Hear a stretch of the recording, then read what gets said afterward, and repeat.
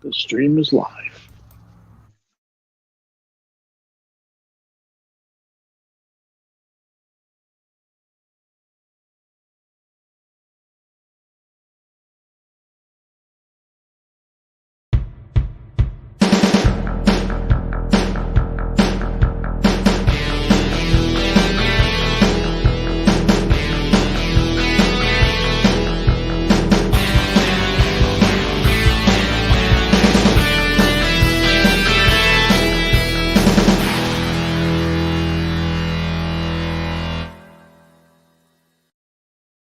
Man, I was like, where for a while? I was like, where's the music? I was like, what? That was Tony Khan's tribute to the fucking Sting. Everything was in cocaine time. Yeah, that was cocaine time tribute to Sting. Hola, amigos, and welcome to the Markout Mania. Ooh, yeah. I'm Pedro Boiquedro, Texan Spaniard, and we have returning from his adventures in North Carolina to go see Sting retire, and I've been told he washed all the glass out of his hair. It is the extreme James Sorno, aka Jim House. How are you? I am doing good, my friend. I am ready to rock and roll. So let's do it. We're on the road to WrestleMania. On the road to WrestleMania. I know, right? And we got Kazuchika Okada, baby. We're on the road to WrestleMania. Yeah.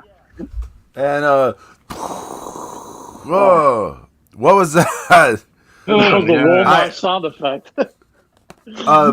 Doing a tribute last night while he was on the air with me. Thank you, Zeus, for getting on the air with me last night. We have the God of Thunder, Zeus King Dark. Woo! What's Yeah. up? Happy Saturday from the Amherst campus of Brighton Stratton College. Look at Zeus signing autographs and shaping young minds. Good job. That's right. Woo! So, Kazuchika Okada turning heel. I love it. Yeah. Let's rewind a little bit. Yeah, I'm sorry, I was excited for that. a lot of stuff happened since the last time we were on. A lot of people, a lot of famous people died. And Sting retired, and James was there live in person for Sting's retirement at AEW Revolution. That is correct. AEW Revolution. Now, I went to my first AEW show. It was also called AEW Revolution. Okay? It was about 2 years ago, I believe. And as much shit as I give AEW, and rightfully so, they deserve it, mind you, I have to say, the quality in their production between that show and the show I just attended in North Kakalaka, a huge difference. Huge improvement in production. Huge. It's like night and day. So either they're listening to the people or Tony Khan is starting to spread the wealth around.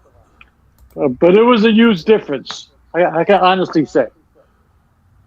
And with that said, being there for Sting's final match was incredible. I mean, but first of all, I have to give a huge shout out to that crowd in Greensboro. That place was rocking. And as you guys know, it has always been on my bucket list to go to the Greensboro, to go to the Greensboro Coliseum. That place was amazing. It was rocking. The fans were nuts. The idiots were loud. The locals were savages. I was soaking it in. I was loving every minute of it. It was awesome. We had a good time. The beers were cold. It was great. It was great. It was great. I have to say it was great. Dave Meltzer, the stupid 19-star match for fucking Will Ospreay. And I'll say this though. On TV, it may look funny, but if you watch it, Ospreay and Takeshita live, I was in awe because the chops that they were giving each other, it sounded like they were coming out of the speakers. That's how loud it was. But it was amazing. I had the greatest seats because I saw everybody go in and out through the back. I saw Magnum TA. I saw Nikita Koloff. I saw David Crockett. I saw Diamond Dallas Page. And yes, I even saw Lex Luger. He rolled right past me. I was going to say something. I was going to challenge him to a wheelchair match, but I decided to take the high road. I didn't say anything. I just nodded my head. And because in honor of Sting, I played babyface towards Lex Luger, so I'm proud of myself for that. That was very gracious of you. Yeah, well, thank you, Pedro. I figured I owe Sting one, So it was an incredible night. You guys were in line. It was long, man. That pay-per-view went on till after midnight, and then afterwards, it went on for like almost another hour because he was talking to everybody in the ring, all the AEW talent all came out and paid tribute. They were saying stuff. It was nice because it was Sting, He was giving everybody hugs, and the hugs were genuine, and you could see the emotions on everybody's faces, especially FTRs. They were in their hometown, So they were like the fans were loving FTR. I wasn't, but the fans were. And, it was all right. It was good. I had a great time. It was good, man. I mean, Sting looked phenomenal. He was taking ridiculous bumps. He went, okay, and I'm still waiting for Lux to get this picture to me because he filmed the video. One of the Jackson dickheads suplexed Sting onto a table off the stage, and we were right there. We were right at the table. Oh, nice. So we saw everything. We were like, oh. I mean, we were right by the pyro. I got a suntan on one half of my body. You know what I'm saying? It was crazy. It was crazy. We had such a fantastic time. Before I go any further, I have to give a special shout out to Zeus King Dark. The man pointed us in the right direction, told us to go here, told us do not go there. This place works. This place sucks. We followed his advice, and we loved every minute of it. It was awesome. We went to Max Speed Shop, fucking awesome barbecue and cold beers and pretty bartenders. You can never go wrong with that. It was a great time. Great time. They went to Sticks and Stones, but we were everywhere. It was awesome. It was good stuff. So thank you, Zeus. And you told us where to go, how long it would take us. If there's parking, if there's no parking, park here, don't park there, don't go on this side of town. It was awesome. It was awesome. Yeah, it's like having a virtual tour guide. That's exactly what I was about to say. I have my own virtual personal tour guide, and his name was Zeus. That's right. It was good. It was good. But I had a great time, man. I had a great time. I mean, not for nothing, man. For 65 years old, Sting looked phenomenal. I mean, I don't know if I would be taking those bumps, but that man was taking some ridiculous shit. And yes, the Darby Allin bump, which was utterly ridiculous, with the going through the pain glass and having 7,000 pounds of blood being poured out of his back. It was. I mean, do you expect anything else from him in AEW? I mean, I knew he had to make a grand gesture since it was Sting's last match. I thought he was going to jump out of a helicopter, but he did that instead. Both of those glass spots, if you watch some of the fan cams and stuff, you see the glass just hitting the fans, just like going right at them. Yeah, because it was that one photographer got like covered, but I'm just like, going, you didn't think that was going to happen? That's not a table. Know, it's right? a big glass. The only thing, and you know what, I have to give a special shout out to Lord Lux because he got the tickets for us in the right spot. But I have to say, the only thing that was missing from the Greensboro Coliseum was Zeus. That's right. That would have made it perfect. I wish I could have been there. It would have made it perfect. Then I could have talked all the shit I want because then I would have had my heavy with me. You know what I'm saying? It would have been awesome. I would have been like, oh no, I don't get physical. I just get upset. Every time I get upset, he gets physical. Holla. Okay, but it was great. I mean, if you're sitting in the front row and you know there's going to be some stupidness going on in that match, so don't complain.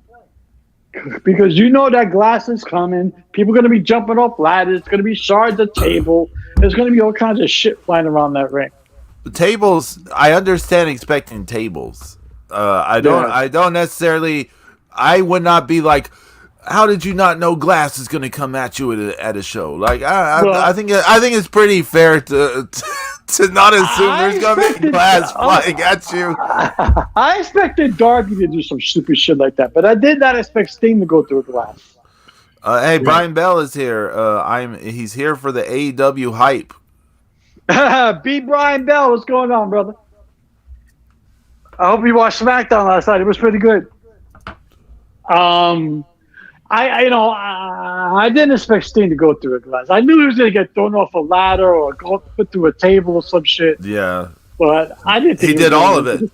He went off the platform through a table. And I was standing right. I was right there. I was right there. So here's a really good question for you, James. Yeah. What was it like when Sting and his sons came out together? Okay, first things first, I marked out so hard is because I thought Sting was coming out of Surface Thing. Right? I was like, oh my God, look at him, Sting, the real Sting. I thought it was like a little settled voice. I said, what did he do? Is he wearing a muscle suit? I mean, look at him. That guy is jacked. That would have been hilarious. I was like, how does Sting get his hair like that? Is he wearing a wig? I mean, look at me. It's amazing. That whole entrance was amazing. And then all of a sudden you had NWO Sting coming. I was like, wait a minute, what? And then I finally put it together. Oh my God, those must be his sons. Because that one guy is fucking huge. He's jacked. And I was and then Sting came out, and I was like, but they were wearing his outfits. Those were his outfits. Yep, those were his. They weren't replicas. Those were actually his outfits. Yep. And it was so good, man, to see the Great American Bash thing there. That shit looked amazing in person because now I finally got to see that outfit in person. Yeah. Right? You know? The OG 1990, man. That's the OG shit.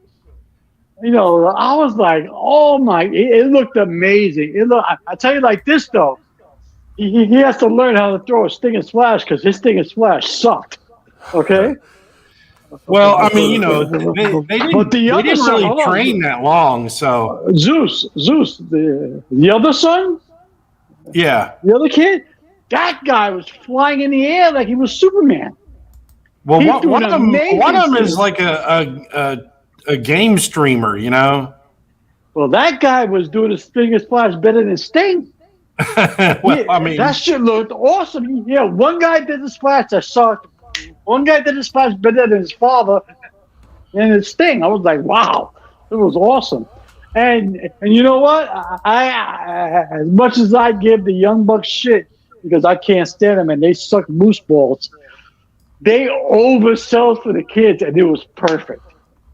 Because that's exactly what you wanted to see in that situation. They didn't just sell and fall to the floor. They oversold it and they played to the crowd and the crowd ate it up. You know? Yeah. It was perfect for what it was. It was perfect. You know, you knew it was going to be over the top and you knew it was going to be a lot of bullshit and you knew there was going to be a lot of risky, stupid spots. But for some reason, because everybody was caught up in the moment, it actually all worked. You know? Now, I don't know if that translated onto television, but watching it live, it worked. You know? Yeah. I thought it was great. You know? And fucking Tony Storm in person is awesome. Yeah. What? Oh, man. Tony Storm is awesome in person. Let's amend what you said to the honest truth, James. You're saying Tony Storm's backside was amazing. Well, that too, yeah. But she's hilarious. She's hilarious on the mic. She's awesome.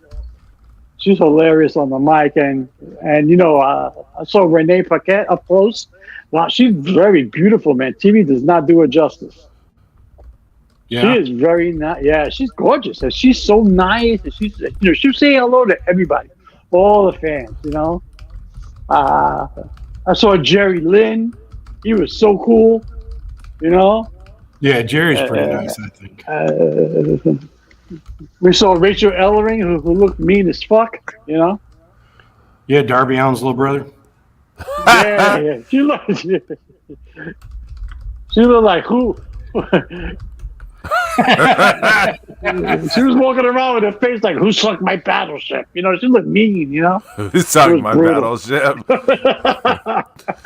It was mean. It was mean. But it was a great show. And again, I reiterate, they've come a long way with production value, because I went to the other Revolution, and this one, it was 10 times better. I mean, everything worked. Everything worked. I mean, the way the stage was set up, everything worked. I mean, I'd never been to the Greensboro Coliseum before, but it looked amazing. It was all decked out in stained gear, stained colors. It looked great. Yeah, I mean, the thing about Greensboro is it's had a lot of money put into it over the years. Yeah. I mean, it's because of basketball and all the other stuff that goes on, concerts and things like that. They had all the ACC tournament shit all hanging up there in the rafters. Everything. Oh yeah, that looked great. Yeah. So they it looked good. It looked good. Yeah. And what's crazy is hats off to them, for selling out the arena, because I mean, it would in in Greensboro. But there were actually people trying to get tickets there. Right, yeah, people trying to get in. Yeah, they were trying to. There were no tickets. There were no tickets. Yeah, but I mean, you guys bought them off the secondary market. I mean, there were some tickets. Yeah, but not at the gate. Oh, you mean that people were trying at the ticket window? Yeah, they were trying to get tickets at the ticket window. That wasn't happening. Yeah, I don't know who that was. I mean, there was a group of people trying to get tickets at the ticket window. I'm like, to try again, you lose. Were there not anybody? Were there no scalpers walking around? I think I saw one guy. One guy. In North Carolina, you can sell tickets like that, but only if they're face value. Oh, right. Hey, Angie. Angie's in the chat. Woohoo! Barry Windham, two-time WWE Hall of Fame. Angie, what's going on? You must be extremely happy the U.S. Express is being inducted into the WWE Hall of Fame. I want Sting to show up at WrestleMania now. I'm hyped for Sting. Fucking Sting World Tour. Yes. Let's do it. Bull Nakano, yeah. Yeah, exactly. Bull Nakano, Angie. Bull Nakano. But yeah, that place. I have to tell you this real quick. Right smack in the middle of the Greensboro Coliseum parking lot, there was this huge T-shirt stand, and it was fans for Trump. What? Zeus predicted you. They had this Trump stand set up in the middle, and oh my God, the fucking Lotus had to pull me back. I was like, come on, just want to have a conversation with the guy. He was like, we're here for Sting. I'm like, okay. Of course, Angie, they still have ticket scalpers. That will always exist. Yeah. I think there was one guy. I think I saw one guy. I don't know what kind of tickets you had, but yeah. But we were that line to fucking get in was like around 19 blocks into. We were like, hell no, we ain't waiting on no line, and we bounced. We went right to the front. We were like, no way. Yeah. I mean, I don't wait on line in Yankee Stadium. I ain't gonna wait on line here. You crazy? I was like, I need to get in. I'm disabled. Man, that place was rocking. I gotta say this, the fans were into it. Everybody, all the wrestlers came out. Brian Danielson was like he was saying like 6 feet away from me. Everybody was on. All the talent was on the side. All watching Sting's entrance. How did you enjoy Eddie Kingston lightly wiping his hands on Daniel Bryan? I mean, aka striking him. Yeah, that I whatever. I'm pissed at Eddie Kingston right now. Eddie Kingston's on my shit list right now. Oh, because of what happened on Wednesday, but we'll get into that too. I was rooting for Danielson. I was like, let's go. Fuck it. Roderick Strong beat Orange Cassidy. Thank God. I was the only person rooting for Roderick Strong. Everybody else rooting for stupid Orange Cassidy. Well, I mean, he is the face. People love that guy. I mean, you would think he's John Cena or something. Jesus. I booed the shit out of FTR, Zeus. I did you proud. All right. Yeah. I was like, careful, I'm gonna shit if you're from there. You don't want to get shot, though. Yeah, I know. Real mad. Yeah, no. No one makes sudden movements around the hair, FTR. Yeah. FTR is armed and dangerous. Yeah, right? Exactly. I booed the shit out of him. I was like, niggas, you suck. I was saying all kinds of shit. You suck. You can't take criticism. You could have shouted no, that it's your father.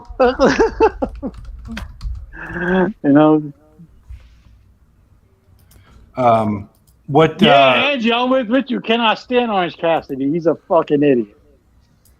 But I had a great time in Zeus. Thanks to you telling us where to go, where not to go. It was even made better because we act like we knew what we were doing. Right? We we knew exactly where to go. I mean, and that helps a lot too. Is like when you can kind of walk in and own the place. It's like people. And the True by Hilton Hotel was perfect, except it was overrun by wrestling fans. There was, you never saw so many ridiculous looking guys in your life all wearing Sting t-shirts. Whoa. I'm like, dude. Come on, man. The pay-per-view is tomorrow. Stop wearing your knee pads stop. Where? What did it? Did it smell like a Parmesan cheese factory was nearby? No, I was hanging around. They were hanging out in the lobby, like it was like it was their house. It was like a plethora of them. I was like, nah, we're going to the bar. We see you later. We'll see you later. Yeah. And almost everybody was there for the pay-per-view. Nice. Maybe one old couple I saw that probably was the going, but everybody else had. There's one guy had knee pads on. I'm like, really? Come on, man. He had a side gig. Don't. Yeah, I know what his side gig was. Okay, easy killer. But he's competing. Yeah. His competition's Melina. Come on. But Zeus, thank you so much again. I can't thank you enough because you made life so much easier. It was. Yeah. Let me tell you, man, the Max Speed Shop. That's an awesome place for barbecue. You had the pulled pork barbecue. Fucking A. What's wrong with you? And then I didn't eat a lot because I knew we were going for pizza afterwards, and we did. We said, what the hell, right? So, it was going to be a late night, so we decided to eat a little light there, and then eat a little light over here, and eat a little light over there. Have fun. Yeah. That's the real point of it all, just to have fun. Hell yeah. And everybody was nice. The waiters, the bartenders, everybody was nice, It was like perfect. I was like, oh, look at this. So nice. You know, they were actually serving me beers, unlike here in Florida, where like you got to beg for like an empty, because you know, like I'm sitting there with an empty glass with cobwebs on it. You know, here they were like, "Hey, let's go, but refill, refill." I'm like, "Yes, finally." It was Well, I mean, great. Everything was great. wait staff in North Carolina, they know like the bigger your bill is, the bigger the tip that most Yeah, people leave. So yeah. And you could tell we weren't from. I mean, they knew that we weren't from there. I mean, first of all, the way we looked, number one, and two, the minute we opened our mouths, you know. yeah. So I mean, there's a lot of people from out of state that come to North yeah, Carolina. I mean, there's a lot of people that come to live. yeah. But again, but we had such a great time. Sting was amazing, and you know, I was trying to reminisce to go back the last time I saw him live in person and compare it to where he was now. And not for nothing, but that man was still moving around like it was nothing. I mean, they made a little like slow motion on TV, but he was moving. I mean, like, I'm sure I'm sure he probably got a cortisol shot. Oh, like the cortisone shot, vitamin B, Gen C. He probably got all He kinds of shit. probably hit up Tony for some vitamin C. Probably hit up Tony for some vitamin C. Probably drank like 11 fucking. He probably had 12 cups of Starbucks. I mean, he was moving. He was moving. It was good. It was good. And I mean, he was probably excited, and it's like, yeah, it's all adrenaline. It's like, it's like, may as well do everything because this is it. You could tell. Yeah. You could tell he was like, this is it. I'm not doing any more bullshit after this. And they were saying, and like on the way home, we were listening to the post media scrum and like all the other podcasts, and they were saying that Tony Khan and the Young Bucks, it took them over an hour to talk Sting into winning that match. Yeah, because he wanted to do it the old school way, Right. He wanted to go out doing the honors, but but they were saying that the Bucks and Khan working on him day of the match. Yeah, because he didn't want to win.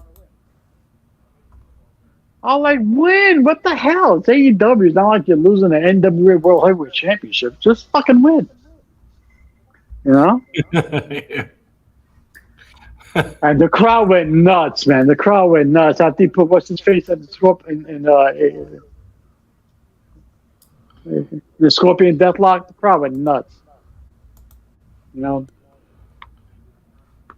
That crowd was very much as they should. I mean, come on, you got to. I mean, Sting's first really big match, the match that really put him on the map was the Clash of Champions. Yeah, that was there. Yeah, and that was right there, and that's where you got to see. I was waiting for Cock and Balls to run out. I was like, "Where's the Rock and Roll Express at?" Oh my God, Ricky the Dragon Steamboat got involved in the match. It looked so ridiculous, but it was so perfect. I mean, one of the Jackson brothers was trying so hard not to hit Ricky for real. I mean, fucking Steamboat was like, you almost read Steamboat's lips was like, hit me, he was like, hit me, stiff, come on, Pop me, I'm not an old man. Yeah, I mean, shit, I think Steamboat was moving around better than the Young Bucks, you know what I'm saying? I mean, come on. Like Jake dropped me on the floor on my head, I'm fine. What are you two little nerds gonna do to me? Yeah. He was there too. Jake Roberts was there too. Yeah. He was there. He was looking all, Jake Roberts-y. It was just like a lot of people were there. I was like, oh my God, I haven't seen that person long. I mean, a lot of people showed up. Angie said there is no way the Bucks were going to win. Tradition be damned. But that Sting, Angie, because he's old school, old school guys, you gotta do the honors. But it's right. it was the right call to have Sting go over. It was definitely the right call. That crowd went nuts. Yeah, I mean, Right. just the fact that it is Greensboro. Right, exactly. It's not like they lined him up to lose in Paducah, Kentucky, or some bullshit like that. Yeah, exactly. It I mean was. that. I mean, the place gave him a standing ovation, and like he was putting over the crowd after it went off the air. He was like, "Oh, we're off the air now," because Darby Allin was trying to cue him. You have to go, you have to go, you have to go. Sting Yeah, wouldn't give him yeah. the mic. And then like as soon as it went off the air, Sting just went on a rant. He was thanking everybody. He was like, "Oh, the other son was wearing the Wolfpack gear. It's okay, I can say that because we're off the air."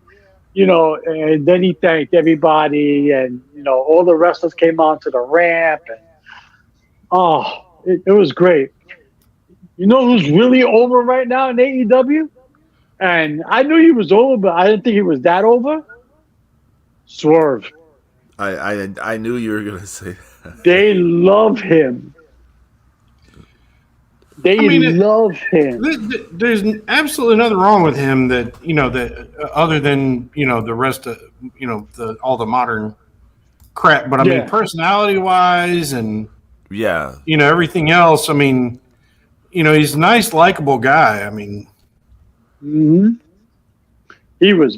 I mean, the fans were going nuts. I have his whole entrance on video, by the way. They were going nuts. I still can't believe that one side of my body is still suntan from the pyro. Did, because you were. I mean, there was nothing between you and the stage. No, Right. nothing. Nothing. Yeah, y'all were in that very last row, Yep. right Yep. there. Yep.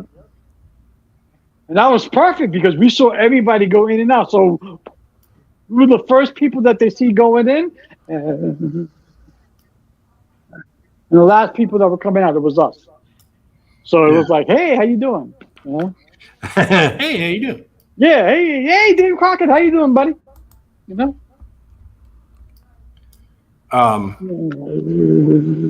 It would have been nice to have him and Shivani do commentary. That would have been hot. Yeah,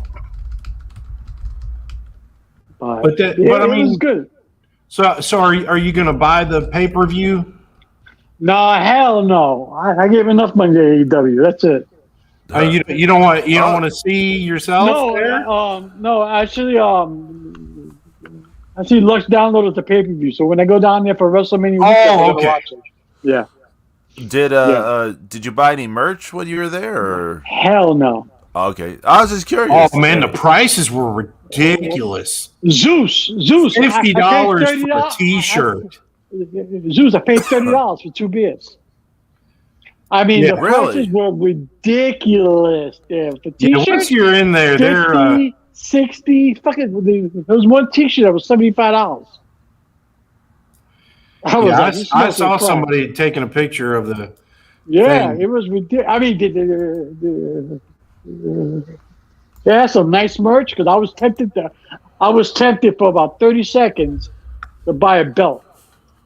Oh no! They had a special. Which one? No, they had one done up just for Sting's retirement. It looked really cool. I mean, it looked like a combination of the big gold and it looked really cool how they did it. And I thought about it, I was like, wow, that's unique. But I could imagine how much it was because you know what? Every other belt had a price on it except for that one. I was like, nope, I'm not going to ask. I'm not going to ask. If you can't afford it, you better not ask. Yeah, you know what? I'll just go back and I'll pay $15 for a beer, call it a day. That's it. Because I wasn't buying that. So they probably wanted like $1,000 for it. No way.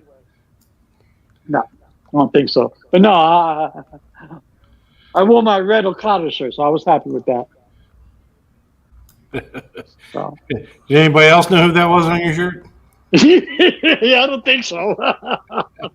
This one guy sitting in front of us had the TNT title belt. Of all the belts at AEW, that piece of shit. That's exactly what I went. Dude, that's exactly what I said. I said, look at that shit. The guy turned around. I was like, oops, sorry. It is. It's shit. You know? Yeah. Blech. Russ was like, this is not the ECW arena. Don't embarrass me. No appearance of halitosis chick. No, thank God. Although I booed the shit out of Taven when he came out. But nah. Thank God, no halitosis chick. Well, if she was there, she wasn't next to me, thankfully.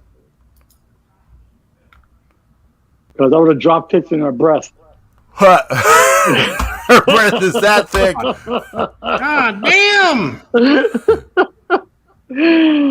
But, oh man, we had such a good time, though. It was great. It was great. I mean, the drive there was fun.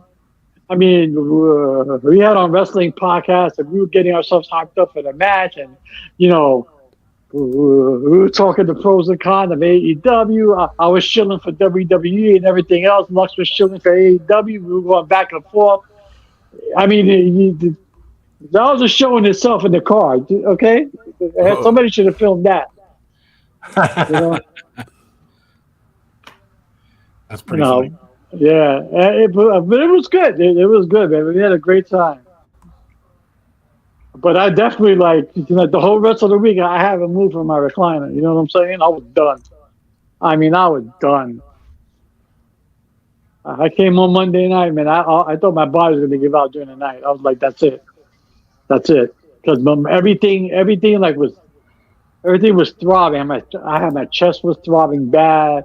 My arms were throbbing. I was losing feeling in my left hand. Oh, I was shit. like, hey, yeah, it was bad. I was like, here we go. Well, at least I went out seeing Sting.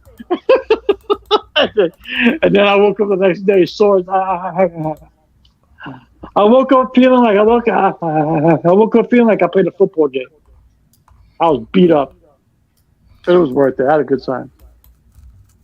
Did they have the Natty Beers, Natty Greens beer place? Yeah, but it was too packed. It was way too packed. So I got my beers from there was a nice little beer thing on the corner that was like one of the corners. And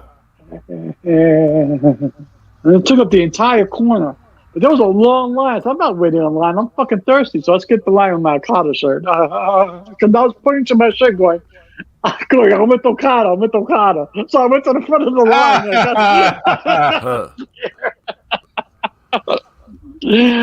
But no, I didn't see the Natty Greens because I saw it from a distance, but it was packed. I wasn't walking past. I was like, that shit is a fucking madhouse.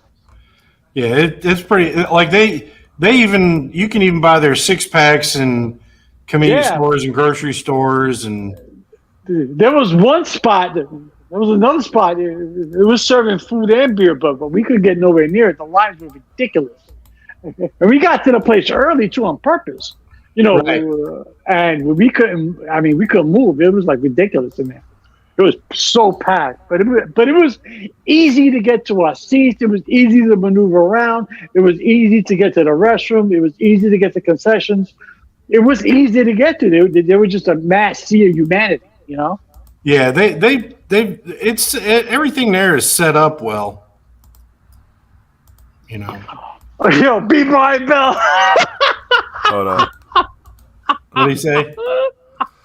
Tell us, how was Aubrey Edwards live? How did you survive such a experience? I'm mad that I didn't bring enough hay to feed her, but because that horse face you saw from like 6 miles away, it was like mugs sticking right at you. But she's very over exaggerated in her movements. But yeah, it was. I mean, once I walked down the ramp, I was like, yeah, okay. I was like, look at that chin. That's chin only a stable could love, Damn. It was brutal. Sergeant Slaughter's daughter? Yeah. I told us, let's go to OTB and pick Aubrey in the 7th. You know what I'm saying? That's funny. In the seventh race, pick off, you should win it.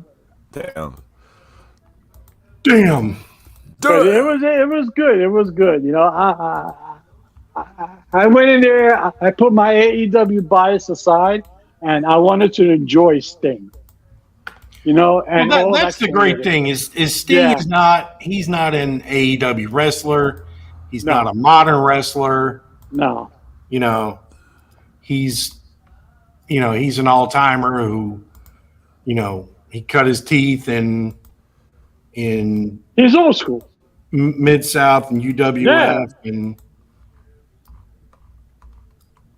I mean, for Christ's sake, he worked for Bill Watts. That's brutal enough. You know what I'm saying? right. So, I mean, you know, and I just enjoyed everything. I enjoyed Swerve entrance.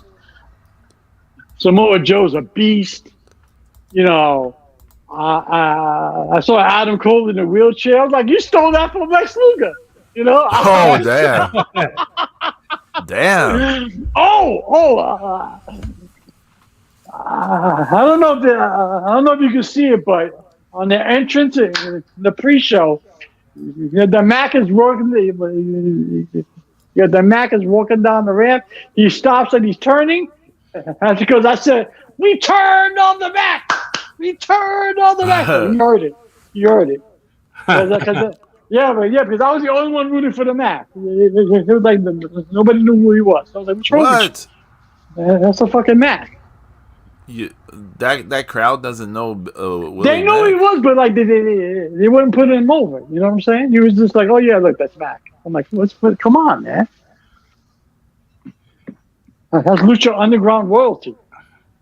Yeah, well, I mean, he was, NWA national champion. Yeah. At the Crockett Cup I went to. Yeah, that's right. And at the Ring of Honor show I went to, he was still national champion. Yeah. At mine as well. We all got to see Willie Mack.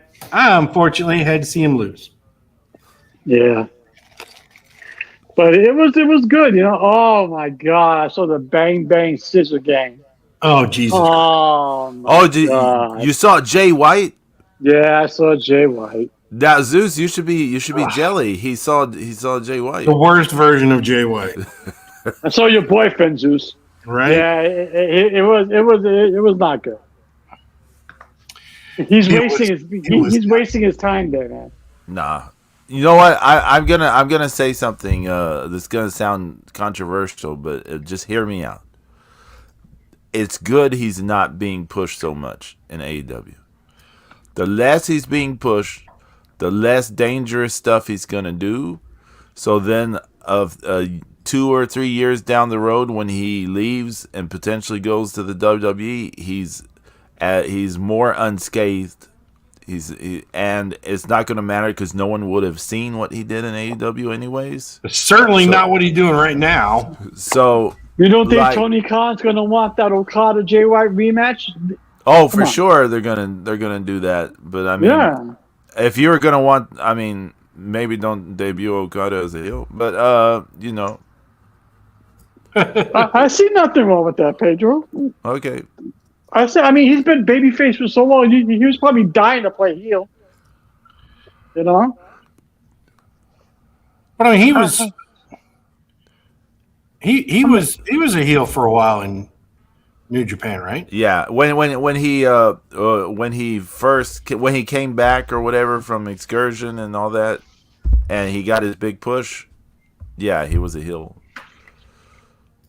Yeah, Brian, you ain't lying. That Bang Bang Scissor Gang shit, it was brutal. And fucking Russell was marking out over there. I was like, why? I just don't get it, man. I think it's stupid. It sucks. It's that's garbage. true. Jay White is a face right now. That's right. Yeah. What? Yeah, he's babyface. Yeah. They're feuding with what's their face? Was it just by proximity? Is what? Yeah. No, they're feuding with a heel group, so that's why. So I guess they have no choice but to like. I don't think there's anybody who's even babyface or heel in AEW. It's like, you know, oh, Tuesday you're a face, Wednesday you're a heel. Yeah. On Dynamite you're a face. on It the just fucking collision, changes you're a to heel. Yeah, what's written on the notebook. Yeah. right. It's like Meltzer says you're a face. Okay, I'm a heel tomorrow. I'm a heel on Wednesday. Do I beat the pizza delivery boy up or do I give him a tip? I don't know which one. The- It's if you're a real boss, you sacrifice the pizza delivery boy to the gods. But Damn right. Damn right. There you Damn go. right. There you Kikutaro. go. Yeah, he's loving up Daddy's ass. Yeah.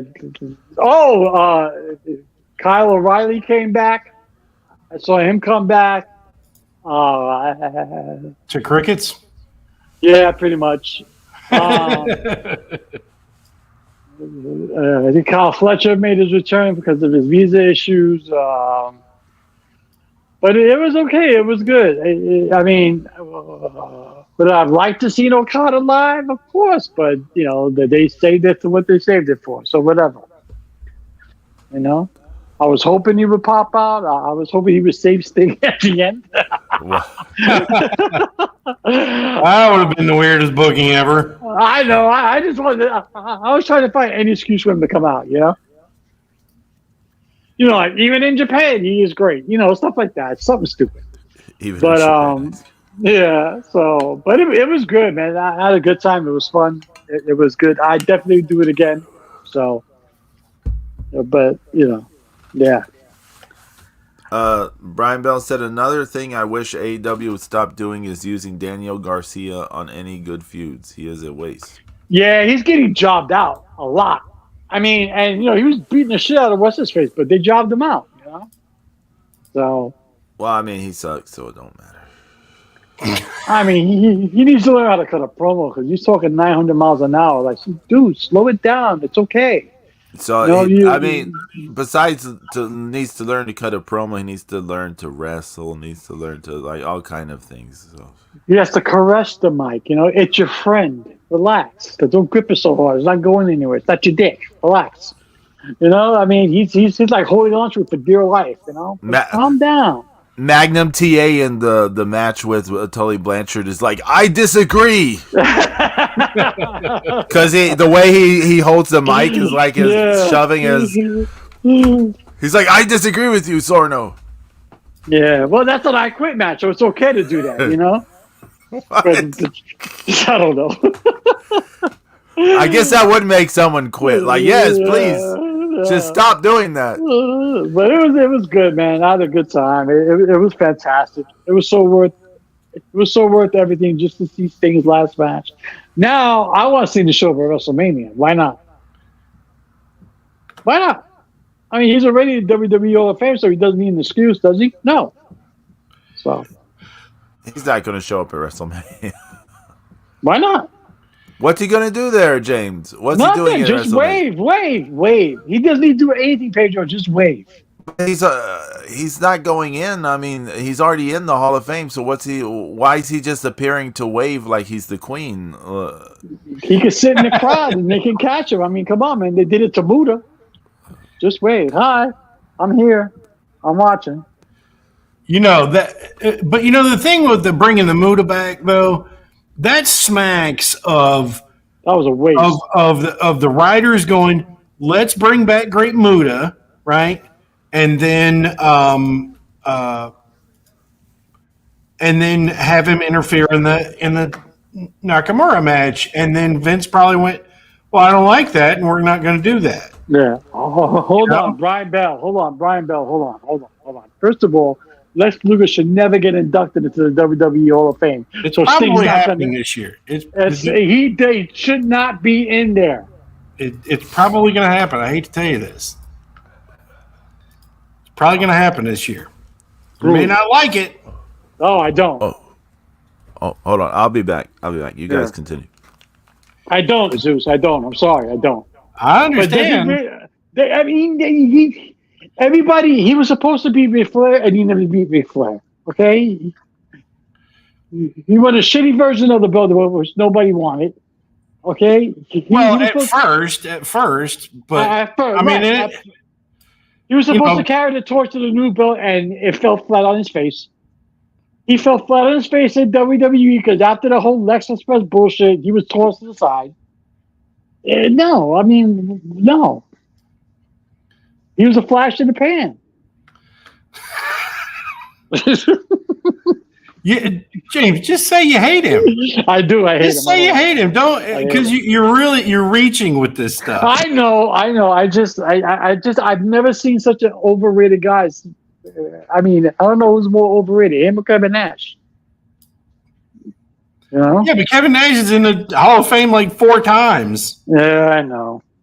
Oh, because he made guaranteed contracts. Yeah, but I'm sure the fans were excited for that one. Who gives a shit? Yeah, You know? yeah, that too. Yeah. But I mean, I mean the Luger's match with Hogan where he beat Hogan straight up. I mean, I don't think Flair owns a legit straight up win over Hogan. No, I don't think he does either. But that was the whole point, right?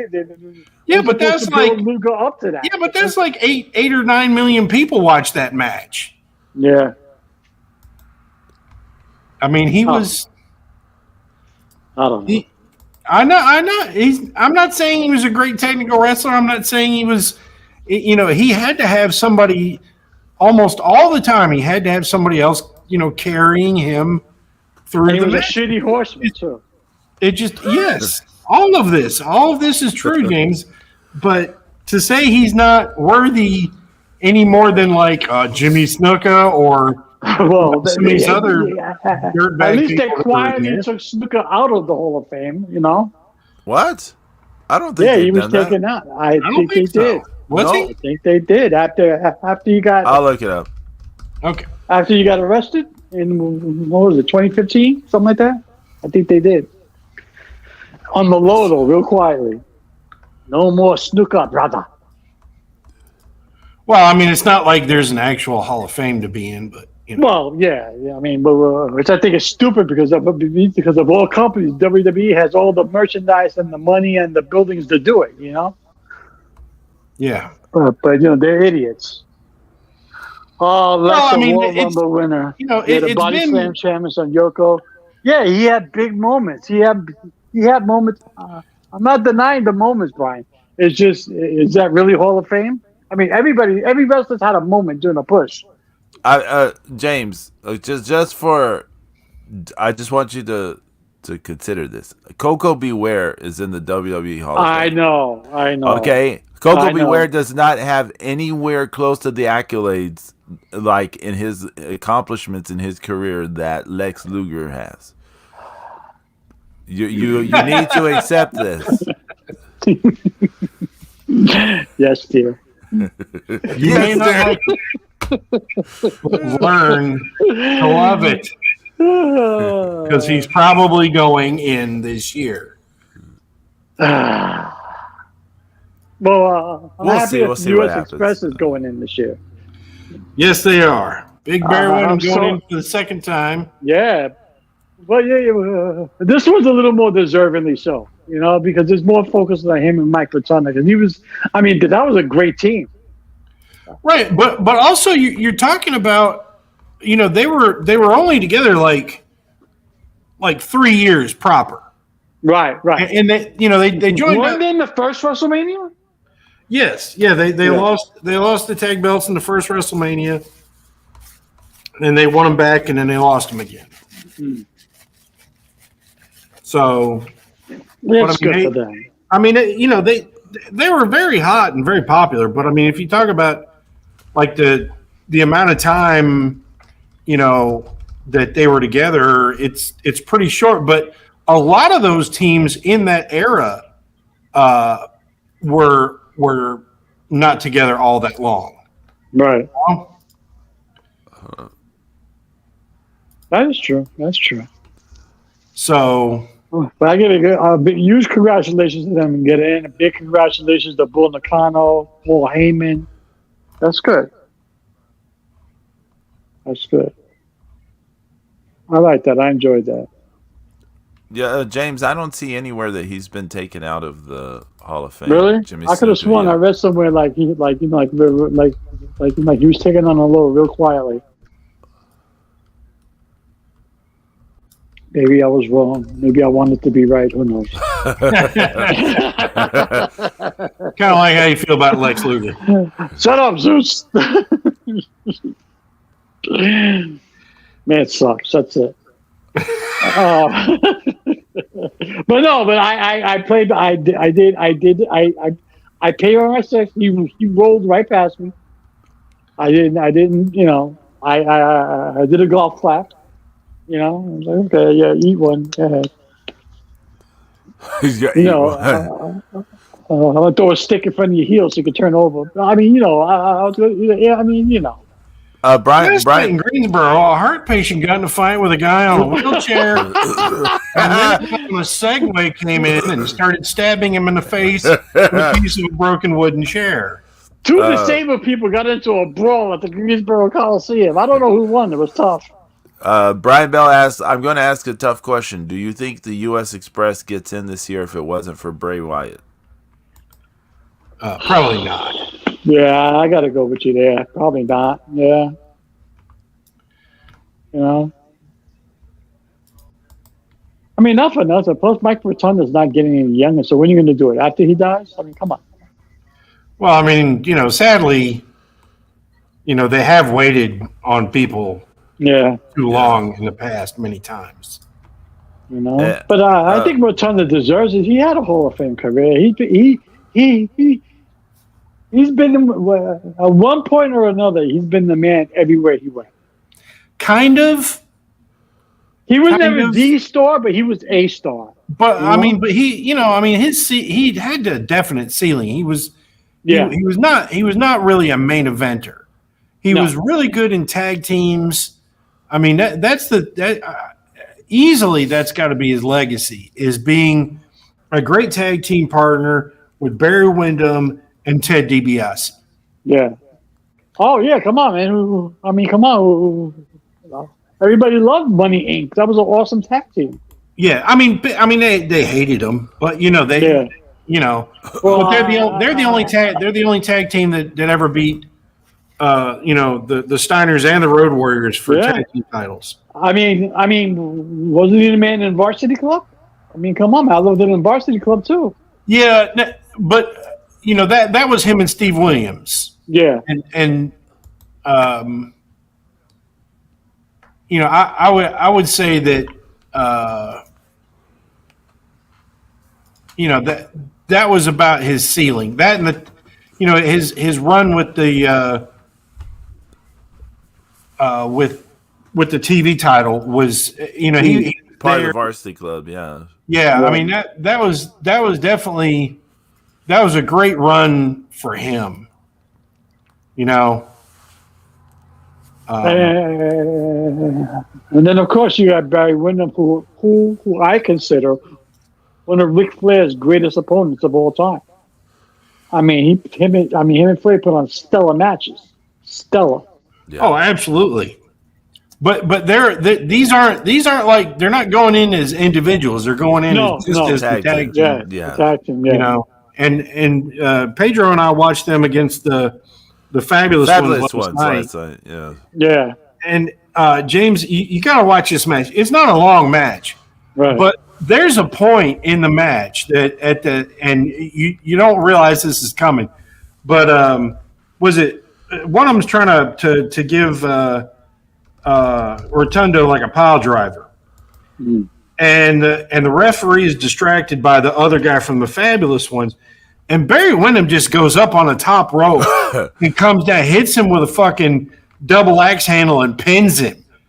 Like, he's not even the legal man at all. He's not even the legal man. He's not even the legal man. That's nice. And he just came in. He's like, nope. He's like, we're going home. It's beer 30. I don't care what the finish is. We're going home right now. Yeah. That's hot. I put it in the Markout Mania chat for you to see later. Yeah. Okay, cool. I'll check it out. But it's a classic match. But there's just a point where Barry Windham's like, I'm tired of this shit. It's like, you know, this is about as many minutes as I can give you for what you're giving me. Let me ask you a question. They put in U.S. Express. I know Cock and Balls has never really been in WWE, but you think one day they go in? They did. Yeah, right. They did already. Yeah. Damn. Yeah, There Ricky goes my Martin got son. up there and he said, you know, Oh, at that's right. That's right. That's right. That's the right. That's Crockett right. Cup, he said they put us in the WWF Hall of Fame. We ain't never even wrestled there. Yeah, that's right. That's right. That's right. Yeah. Damn, 2017. it goes by sometimes. Yeah, I think. Right. Yeah, my bad. Jinkies. Yeah. So, any other big stuff happening in wrestling this week Oh, and stuff? Oh oh, yeah. this week. Oh, yes. What happened this week? I don't know. Well, and my favorite wrestler show up on AEW television, Kazuchika Okada. He joined the Young Bucks, which was brutal. But I don't mind him turning heel. I thought it was, it was okay. Eddie James, Kingston's on you that would be shit. happy. You'd be happy if he was strapping a feed bag to fucking Aubrey, yeah, hell Aubrey. yeah, You know. oh yeah. Feed him Japanese hay. Feed him Japanese hay. Yeah. No. It's. I don't. Eddie Kingston stood there like a deer corn. He first of all, he's out of position from jump. He should have been facing the camera, not facing the young bucks, like an idiot. But yeah, that's neither here or there. But I don't mind. I don't mind Okada here. I'm like, yeah, why not? Something different. Because he's going to turn babyface eventually and beat the shit out of the Bucks because that's what they all do. And plus, they're setting up for another Okada Omega match. So, that's one of Pedro's all-time favorites. So there you go. Right? Yeah, we all love that. Yeah. Did you guys see the highlights from SmackDown last night? I haven't seen anything. I was we were watching. Oh yeah, that's right. Yeah, the Twitch. Yeah. Yeah, I had a Twitch. What matches were you watching during your stream, Pedro? We watched some teenage Bull Nakano matches, like when she was a teenager. Nice. We watched like 4 matches when really early in his career. Then we watched the U.S. Express Fabulous Ones, and we watched this this match from Mexico. It was really bad, but Silverano Jr. was funny in it. But yeah. Okay. Yeah, he's a heel now, James. You know, he's in collection. Yeah. And he's a heel now, and he's like all his gear is all red, and it's got flames on it. I guess they're like, oh hey, like I'm a devil. Are you the devil now? What happened on SmackDown? Well, all 4 of them were in the ring. You had Rock, you had Roman Reigns, you had Seth Rollins, and you had Cody Rhodes, and the fucking Rock was just trying to rip Rhodes apart. He was like, the Rock is telling Cody Rhodes, he goes, "Your father, a hero of mine, had 3 sons, right? 3 children, right? Your sister was a Dallas Cowboy cheerleader. Your brother's a future Hall of Famer, right?" And he's like, "Yeah." And then he goes, "There's a 20 years age gap, between you and your next sibling, right?" And he comes Cody, goes, "Yeah." He goes, "That's because you were a mistake." It's like, oh. Damn. And then fucking Cody Rhodes got even. He slapped the shit out of the Rock. Nice. And the camera zoomed in on the Rock's face, and you saw a red print right on the Rock's cheek. His face was red. I was like, "Oh!" And that's how they went off the air. So, Nice. so it's been decided. Night 1 is the tag team match. Then night 2 is going to be the match with him and Reigns. Well, there's stipulations to the tag team match. I don't know them, but what's the stipulations? Okay. If the Rock and Roman Reigns win, there's what's called a bloodline match. That means anything goes. Any member of the bloodline can get involved. Anything goes. There's no DQ, nothing. If Cody Rhodes and Seth Rollins wins the tag team match the day before, then it's Roman Reigns and Cody Rhodes by themselves. With no interference from nobody, it'll be straight up 1-on-1. So, the Roman Reigns and The Rock are winning the tag team. Yeah. That's just what I'm hearing.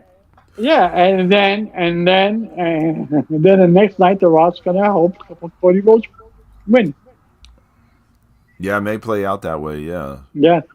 Oh, but the Rock was using his power as being on the board because he told Seth Rollins he called him a cross dresser. He was like, first of all, Oh my that God! cross. He Really? called her. Yeah, he called her a cross dresser. And he That's said that belt that you was handing was candy. It was like no, that's a candy belt. It don't mean nothing. I sit on the board. I'm gonna get rid of that belt because it's fake or some shit like that. I was like, damn, just fucking shit on the title, why don't you? well, yeah. I mean, it's kind of a dumb title, but Brian Bell. yeah, that's Zeus's fault. That is Zeus's fault because he makes the emotes. He makes the emotes fly across the screen, and He watched Asian ladies bounce off Pedro's face. That's probably one of his dreams, Brian. I'm not gonna lie to you. I'm so sorry that I can't control that any better. But yeah, that seems to be what's gonna happen. I think the Rock's gonna turn face at the end, and he's gonna put Cody over. Because you can't do it for a third year, can you? No, you can't. No. I mean, and they made it very clear that this is his last challenge. That's it. He has no more after this. So they're kind of telling you right there that he's going to win. maybe. You can't do it for a third year, Pedro. Like, really? There's no way. I mean, don't ever say never. But I mean, Vince is gone. Yeah. I know they want Hogan's record. I get that. Yeah, but I don't know if the new company really gives a shit about that. I don't know if True. TKO gives a shit about that. Sure. Because I think that because last year the backlash for Cody not winning was ridiculous. horrendous. Yeah. It was but it was pretty good SmackDown. Oh my God, the next big star is already here. Fucking Tiffany Stratton. The fucking crowd went nuts for her. Nuts. And I'm like, dude, it's like a 3-minute match. Relax. The crowd's going crazy. So it's funny because they don't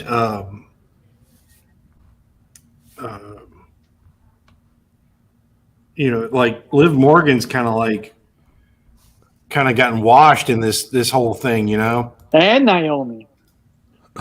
She came back to what? Nothingness. Yeah. Liv Morgan, I think she's not very good. If we're honest, like Becky Lynch, when Becky had her heel title run, she made Liv Morgan seem so much better than Liv Morgan actually was. So I think a lot of people got bought into it, and then she's a good-looking girl. So between those two things, people rated what her actual quality was. But I think that injury hurt Liv Morgan's momentum because it just kind of, it was bad timing. I think they're doing something yeah. I'm sorry, Pedro. Go ahead.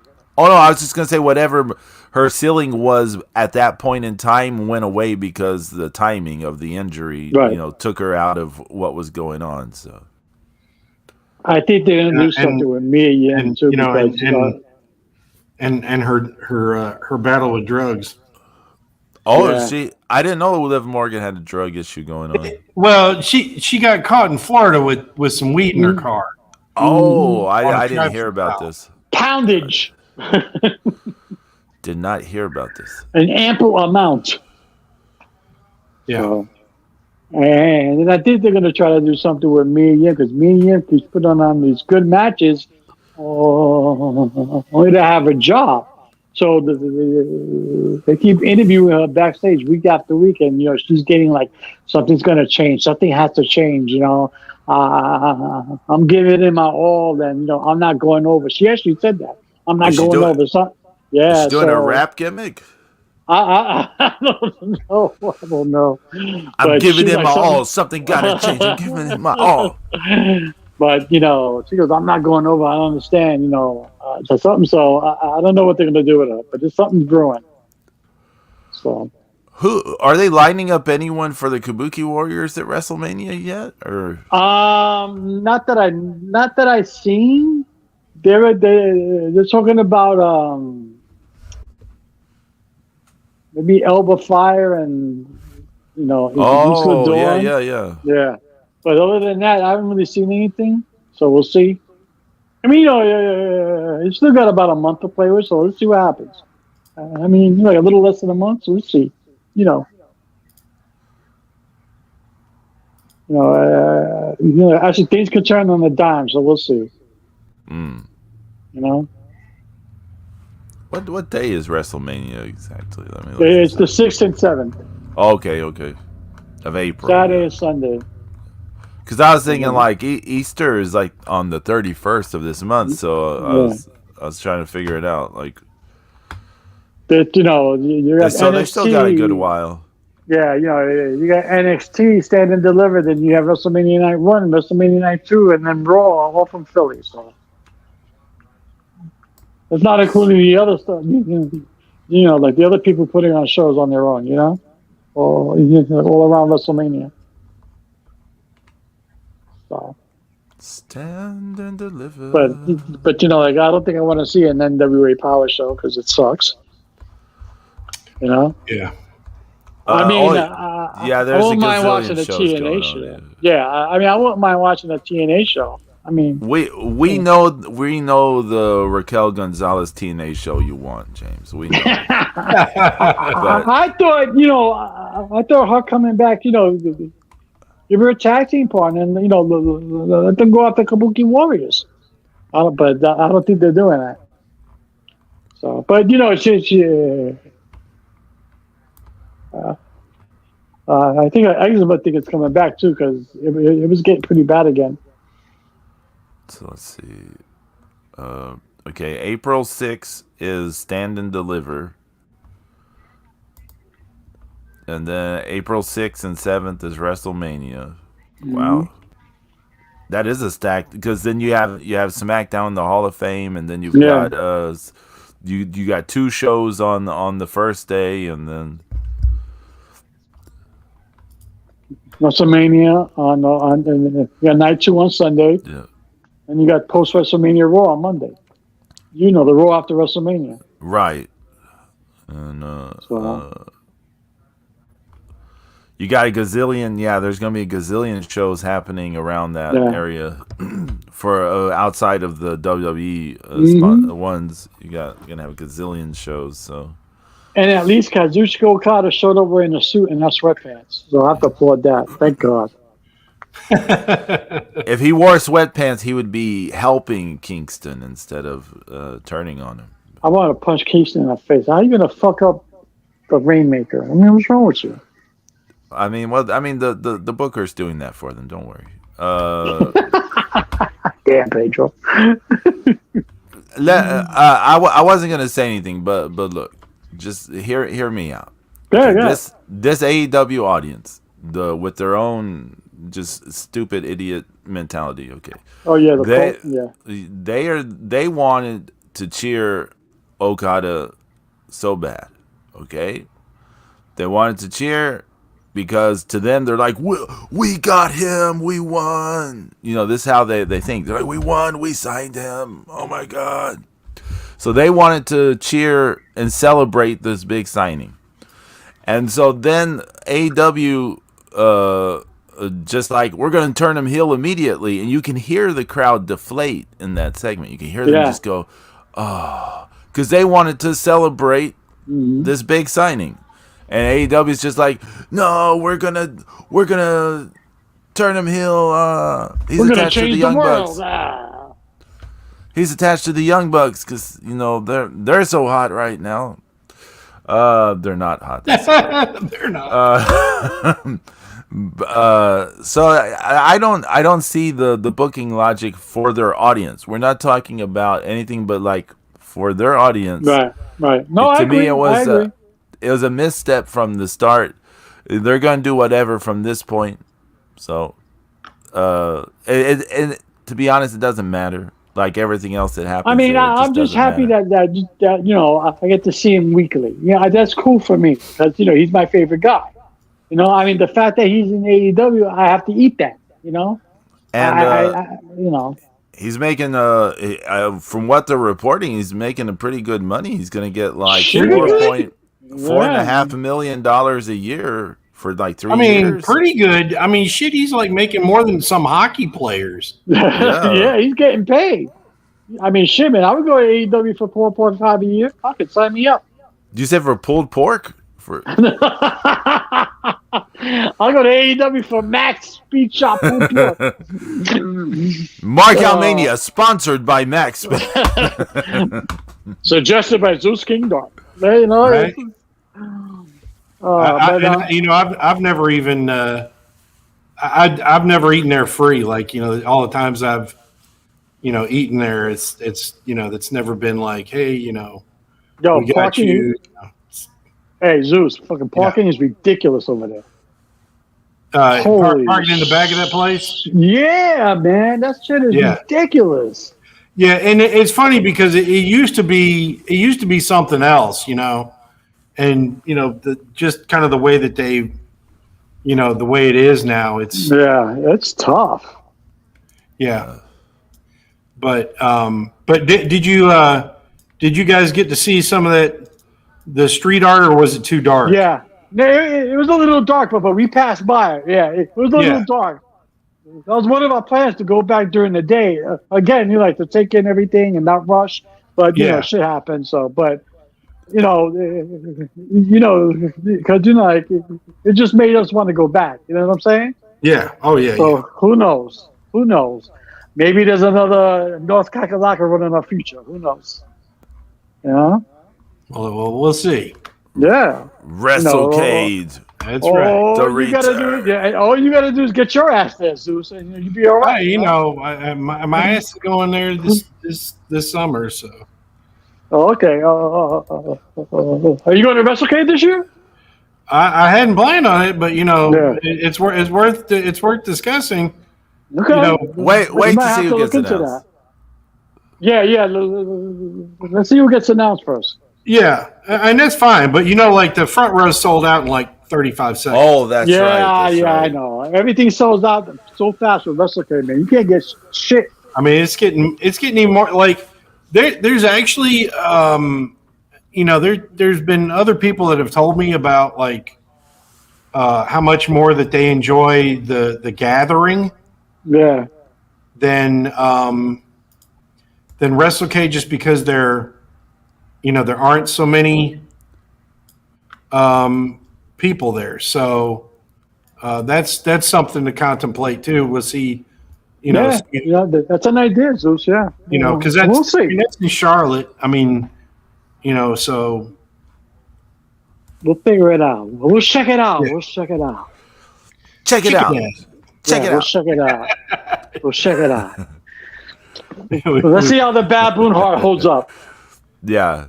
You got those surgeries and stuff coming up. Yeah, I'm still waiting. I'm still waiting on my insurance company. As a matter of fact, I put a call with them over on Wednesday, and they said, "Oh, it's in the system. It's pending." I'm like, "But what the fuck does pending mean to me?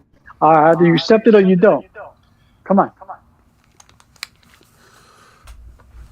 I have to plan everything around the surgery, so let's go already." So, but I mean, I think WrestleMania is going to be good. It's going to be a big show this year. I like the shows leading up to it. I mean, obviously SmackDown's the better show. I mean, Raw's like, it's okay. I mean, SmackDown's a better show. Business couldn't be hotter for the WWE right now. Oh my God!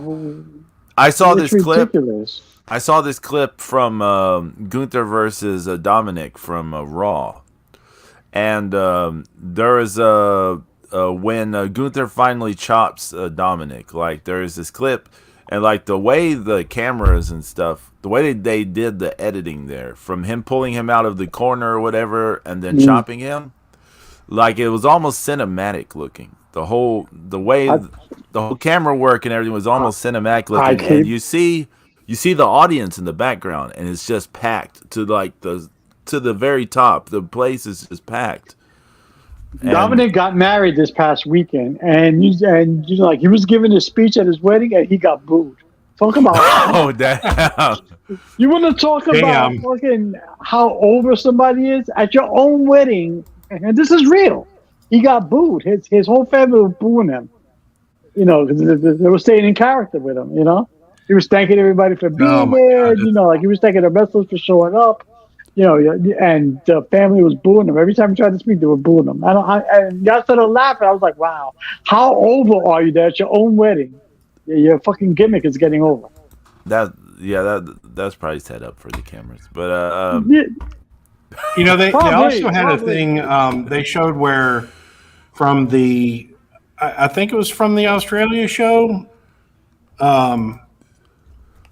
where or it was from something, but Dom was getting flipped off so much they had to cancel. They had to like turn off the video. Really? Yeah. Because that's the in thing now, you know? You know, fuck Dom. Yeah. I mean, it's just, you know, that you know, it is, we said, you know, he's never going to be his dad. He should never ever wear his dad's mask, no matter what happens. No. You know, he's just, you know, he's leaned into this gimmick, and it's you know, sometimes you just can never be your dad, you know. So that's Brian Pillman Jr. Well, you know. You know. But I mean, business is so like hot right now for the WWE, and then you look at like everyone else, and like AEW, they sell out the Sting's last show. I don't understand that. They sell out. Yeah. They sell out Revolution because it's an event, right? Because it's Sting. That's the only reason it sells out, because it's Sting's deal. They have this show. Their cult and, you know, Meltzer are all trying to say it's the greatest show ever. They're all trying to put this narrative out there, and then you get to Wednesday, you get to Dynamite. Like maybe half or less than half of the arena is filled up. You have Okada debuts.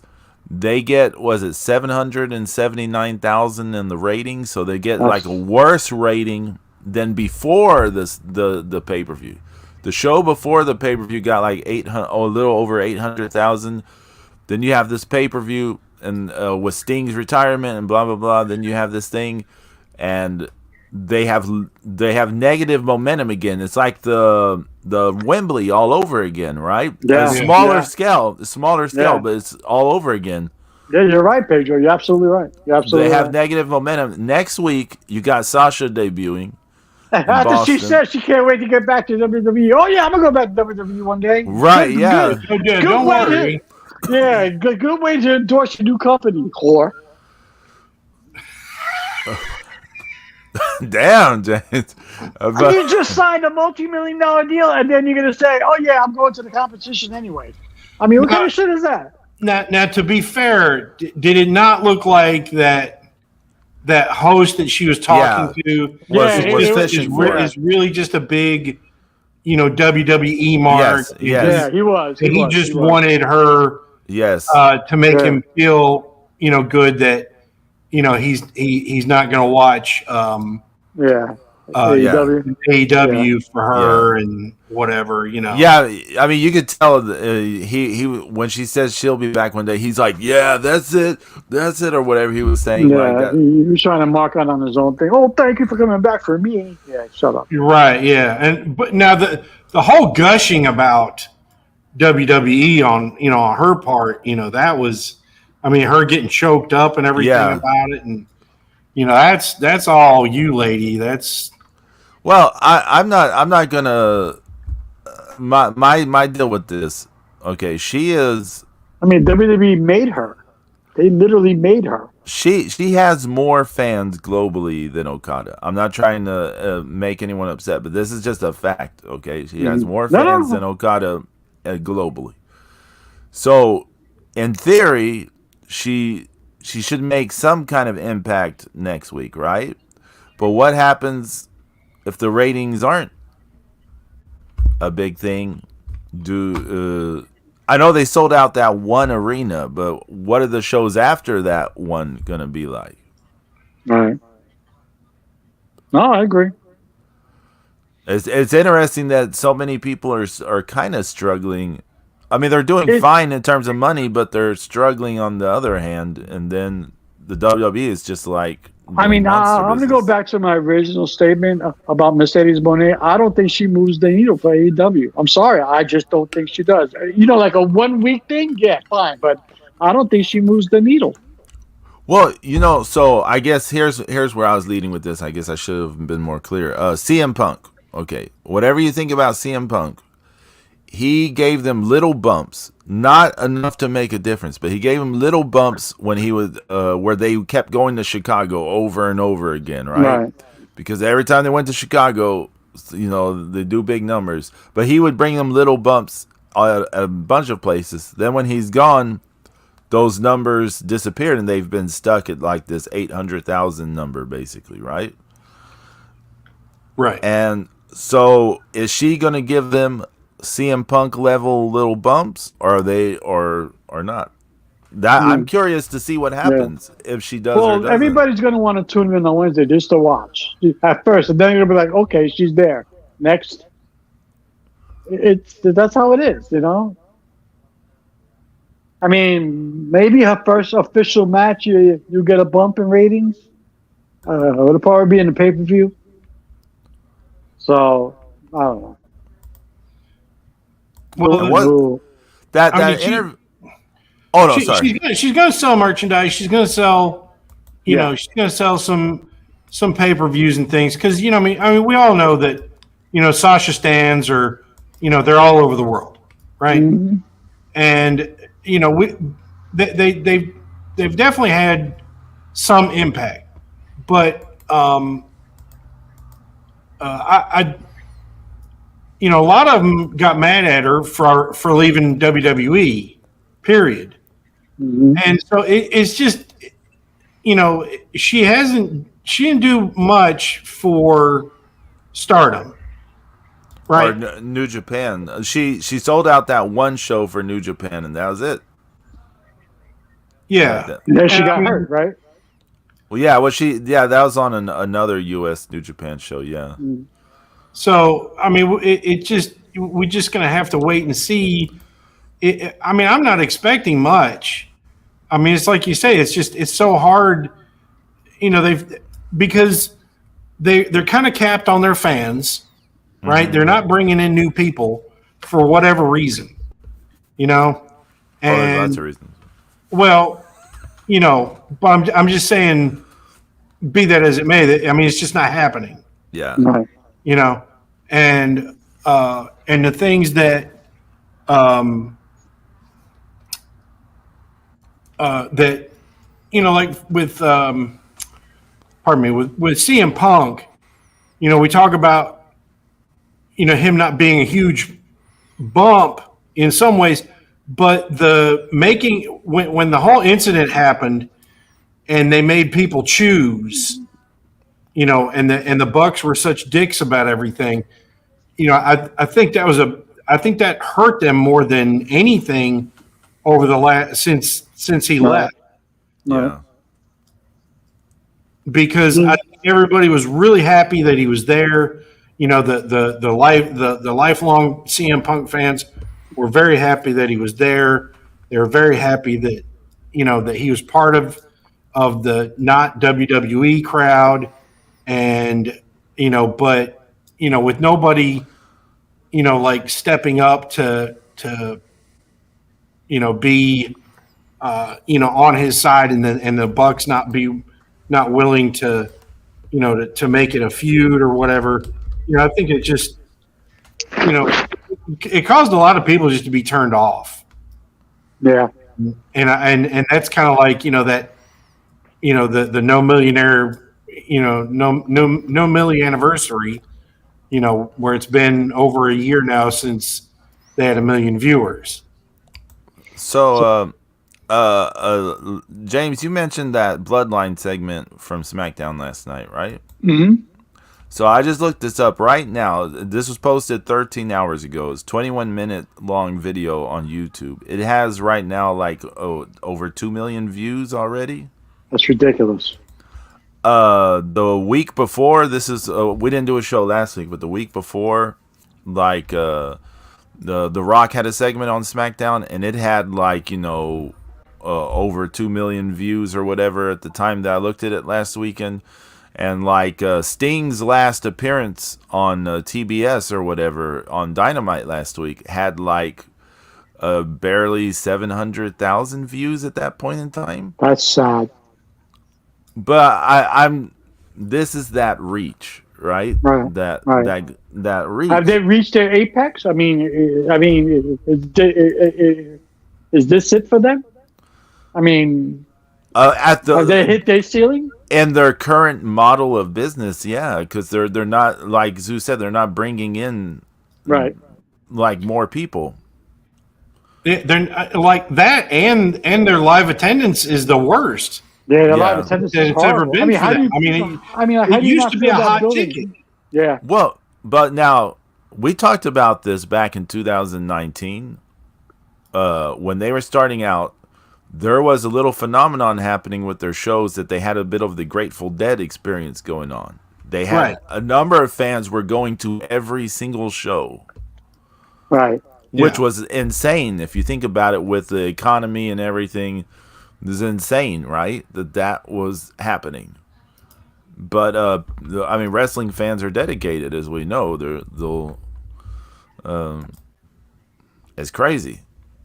But yeah, those people can't do that forever. It's not sustainable, right? Mm-hmm. As we're seeing, it's just not sustainable to do that. And now what I see this a lot on the forums and stuff with AEW fans. A lot of them wait till like the week of the show to decide if they're going to go because they want to see how low the tickets will come down because the tickets come down like the days before the show. Yeah. Whereas before they was just selling out immediately, right? Like this Boston show sold out so fast because everyone knew that wink wink Sasha's coming, Sasha Banks. I think they're in a position where they need to advertise some things more explicitly. Like if they had been like Okada's coming this Wednesday, people would be like, "Oh, you ruined the surprise," and it's like you're not in a position really to have such surprises at the moment like they used to have. I think they dropped the ball on Sting's last Dynamite because that building wasn't even close to being a quarter full. I mean, you could have advertised that months ahead because everybody knew Revolution was the last pay-per-view. So then that's true. That's true. So you should market the shit out of his last appearance at Dynamite. And then they had him drop from the ceiling. Yeah, exactly. Nobody saw it because it was half empty. And didn't you really expect them to do that at the pay-per-view? I thought he was going to do it at the pay-per-view, right? But no, because then you wouldn't be able to do the entrance with his sons. Mm. Well, they could have all. They could have all dropped. You bring this. You bring Surfer Sting to the ring first. Yeah. And then you bring in Wolfpack Sting, and then you bring in Sting from the ceiling. They come from the entrance ramp. I told you, I lost my shit. I thought it was actually Sting dressed in the surfer gear. I was like, what? I was like, this is how you're gonna go out? Awesome, but He it wasn't. he I was did like, he that did guy. look a lot like his dad, didn't he? He did, but he Oh yeah. looks, but he's huge. Yeah, he is very swole, isn't he? Yeah, he's swole, right? Yeah, I was like, I wonder what's under that skin. Paper mache? How we living? I was like, yo, he was just, he's big. And he walked right past us, too. He walked right past us to get into the back. And he's huge. You know, Mexican pharmacy. everybody, everybody's congratulating him. Oh, good job, good job, good job.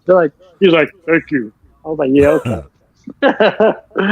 All of a sudden, he's James Earl Jones now. Yeah, you can juicing. That guy's huge. You know, it was just I swear I marked out hard for about 30 seconds. I thought it was actually Sting. I was like, yo, how'd he get his hair like that? I was like, wow. Well, that's like when Jeff Jarrett came out as Sting that time in WCW. Yeah, You know, and I'm pretty sure he was wearing a wig. You know. yeah, yeah. He had to be. But it was good. It was good to see all the old timers. It was good. But again, I mean, how do you not market his last Dynamite just as hard as you market his last pay per view? This is his last match. And before that happens, his last appearance ever on Dynamite. I mean, you really got to push that. Yeah, I mean, you got to push it because this shit. And I mean, especially if you want to have him drop from the ceiling, you got to make sure it's a packed house for that. James, is Okada going to be on Collision tonight? Yeah, he's wrestling with the Young Bucks. Okay, I was. Wait, he's wrestling. Wait, let me get this straight. Let me get this straight, James. He's in a 6-man. Yeah. Okada's first official match since officially joining. I know it's not his first match in AEW, but his first official match since he's officially part of the roster is going to be on Collision instead of, say, a week or 2 weeks from this past Right. Wednesday. And it's not even live. It was taped. It was taped Thursday. So there you go. Jeebus. Yeah. See That- how That's dumbfounding. That's dumbfounding. Pedro, you're preaching to the choir. And I knew this was going to happen, but it's AEW, so you got to expect it because they're going to drop the ball as usual. Okay, so I was curious. So on AEW's YouTube, the Okada's debut has 567,000 views at the moment. Sting's after off the air remarks after AEW went off, the Revolution went off the air, has 817,000 views, and that's from 5 days ago. They posted that. The Okada thing is 2 days ago, and again that that segment from SmackDown is 13 hours ago and is over 2 million views. Well, 100 million subscribers, WWE, YouTube. So there I you know go. that is so crazy. Man. That's crazy. That's unheard of.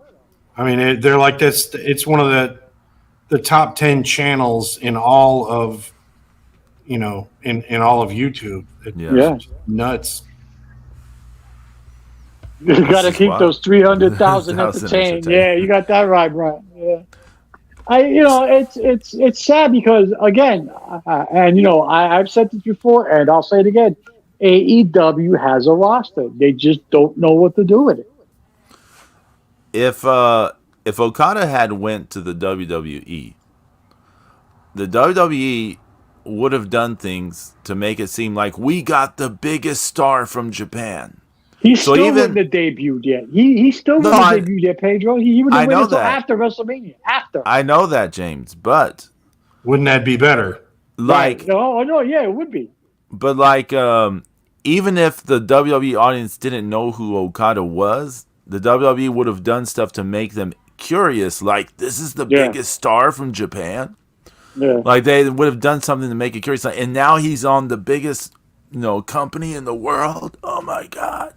They would have been like that. Here he just appears. They just treat it like everyone knows who he is. And we know who this guy is. Mm-hmm. And it just stays within their capped audience. I I had to pull back a lot because I knew it because I tuned in Wednesday just to watch Okada because I knew it was going to happen, and I had to keep reminding myself, don't expect greatness, don't expect New Japan, don't expect a good angle or like a good segment. I just appreciate the fact that you get to see Okada.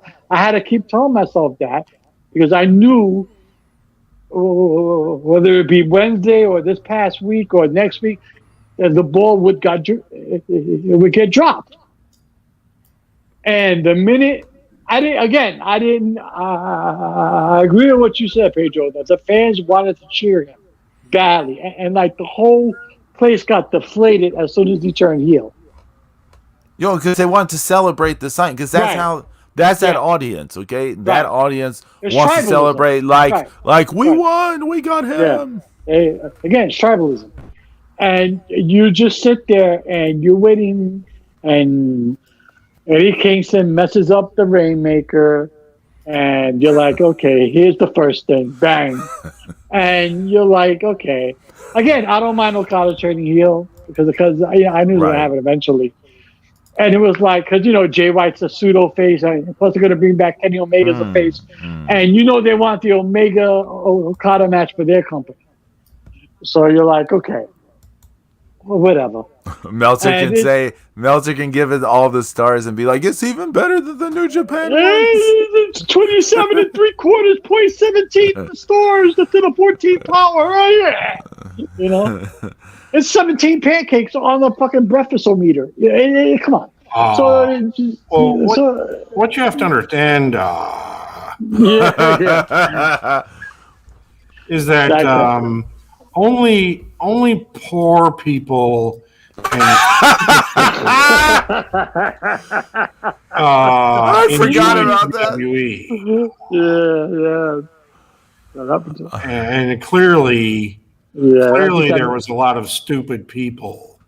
That guy's losing it. Talking about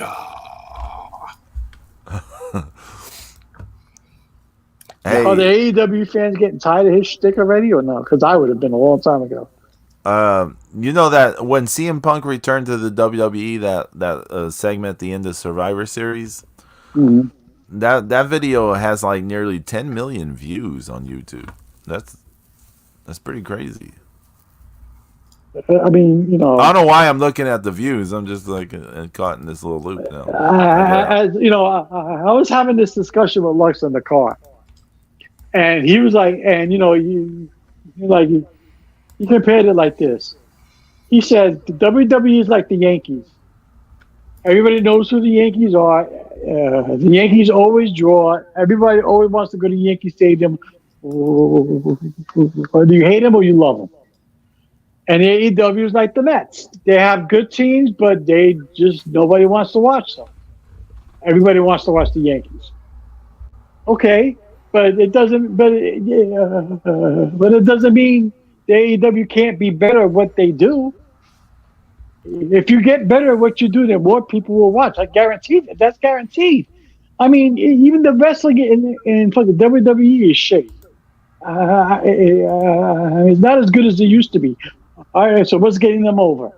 The storyline, the production. It grabs you. It's like a soap opera. AEW's doing none of that. You can't throw two guys I remember when Jay Lethal first showed up in his very first match in AEW. No build up, no story, no nothing. Here's Jay Lethal. It's a dream match. Well, why would it be a dream match if nobody knows who he is?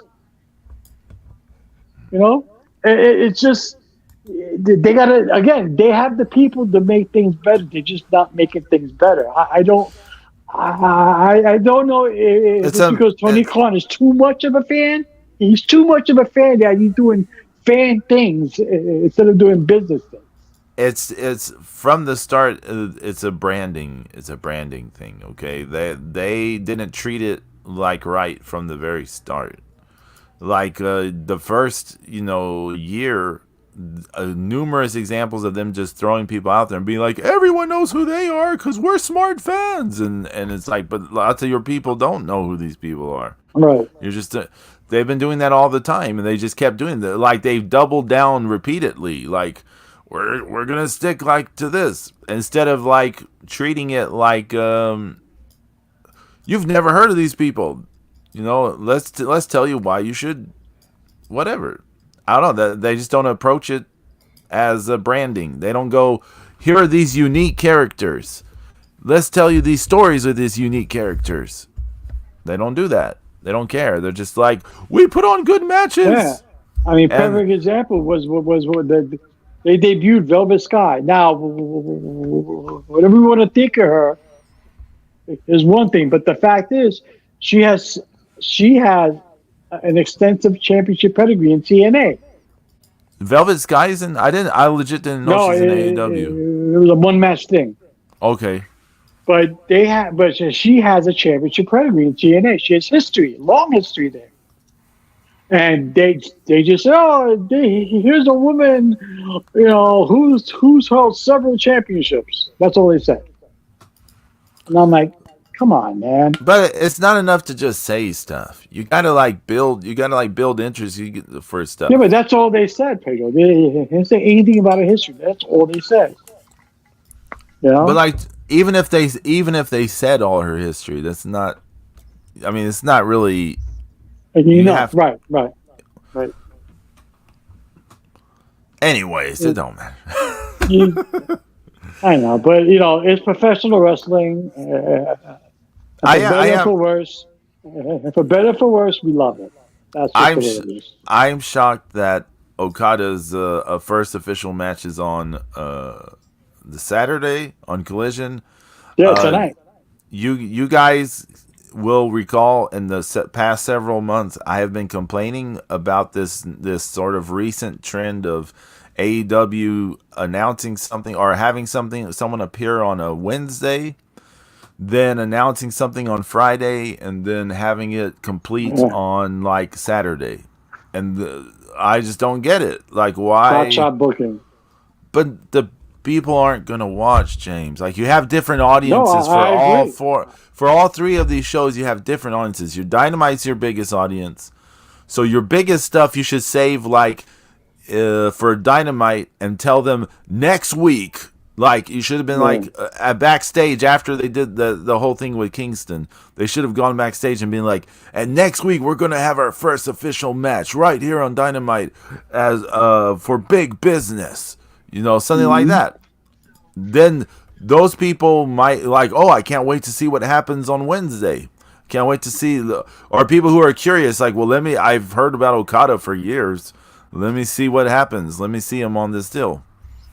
They've ruined that. Those people, I just heard about this thing right now because I was looking up stuff on YouTube. I didn't hear about it on social media. Haven't heard about it from this or that Okada is going to be on Collision. I just heard about it because I was casually looking up stuff on YouTube because we're talking about stuff, right? Mm-hmm. It makes no sense. No, I agree with you, Pedro. I totally agree. Why are they make any sense. The Saturday crowd is a very specific part of their hardcore audience. They're going to come back and watch it every Saturday. I think this Saturday crowd is a fraction of a fraction. Yeah, of course. That's what I'm saying. Yeah. Why are you throwing it away on there? Yeah. They did MJF Kenny Omega on a Collision. Do you remember that? Yeah. They had them interact on a Wednesday, and then they had the match that very Saturday, just 2-3 days later. And you're like, why did you do that? Why did you give that match away to a minuscule portion of your audience? Can you say, you're right. Can you say, fill up this notebook paper? I apologize. I'll stop old man grumpy. No, go ahead, man. Go ahead. It's my moment. Because Tony Inoki only books dream matches. Wow. That's what Brian Bell said. Because Tony Inoki only books dream matches. I think he's so desperate to grab the Like right now, he wants instant gratification for everything. Oh, look, Okada just debuted. And guess what? On Saturday, this is gonna happen. He wants like everything right now. Everything. He has no patience. He has no way. Like look at WWE. Jay Cargill still have what, one match? Yeah, the Rumble. Yeah, Yeah, they tease her each week. She shows up here, she shows up there, and that's it. And like now you want to see her, but before, because trust me, after watching her live the first time, I yeah, did not want to see her. yeah. We know. Okay, I'm like, oh my god, that was the beer and bathroom break. Okay, because I did not. I was like, oh, this is brutal. Yeah, but Like, now I want to see it. They built up suspense. That they built up anticipation. No, and I agree with Zeus. You gotta have. I mean, come on. You gotta build up Okada better than that. I mean, you gotta hold him back. Hold him back. It's the story. yeah. You just he couldn't write a fucking story if he had a damn fucking Edgar Allan Poe in his ear. I'm saying. What he does, he books matches, and then they try to come up with like reasons for the match to happen, right? Instead of really telling a story with Mhm. characters. Yeah. Do you remember that incident a few months ago where the guy got injured in the ring, and Zeus thought it was Will Ospreay because he looked exactly like Yeah. Will Ospreay and Yeah. did stuff exactly like Will Ospreay? That's part of the problem. You're not making brands out of all these people, making them unique brands unto themselves, which is what they should be doing. hmm I agree. I Like, well, agree. but it don't matter. Don't matter, man. Oh yeah, we didn't Yeah, talk about. We didn't. There's so much stuff we didn't talk about. yeah, I'm sorry. Ole Yeah, Anderson Ole passed away. Anderson. Yeah, R.I.P. Virgil Ole passed Anderson. away. Butcher Virgil. Vachon. Oh wow, yeah, yeah. Ole Uh, Anderson had to be the least like, most like person. I don't know if that makes sense. Yeah, it's weird how but that's kind of the way that a lot of wrestling fans are. Is a lot of people just kind of jump on a lot at the end.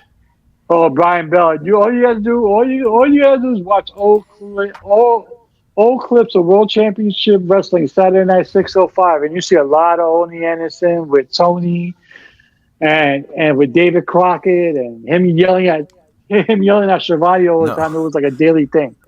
He wants to hear a Prime Ole review like Tony Khan in AEW. Is Oh, what? I'm sorry, I read it wrong. Yeah. My He bad. wants to hear him shoot on AEW, but Oh yeah, well please, we're none of us are getting that. yeah. I remember him yelling at Tony Schiavone all the time. Mr. Schiavone, that's not how we do things here. I'm gonna miss the Shockmaster's voice. Oh, we didn't talk about that, James. Yeah, John Tenta.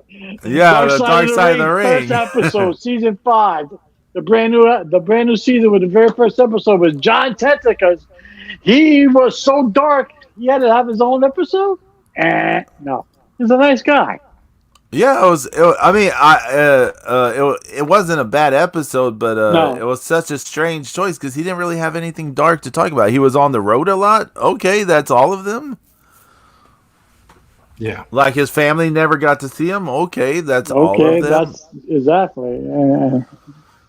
Like instead of like doing drugs and ring rats, See, he's like eating food with Fred Ottoman. Like okay, oh terrible.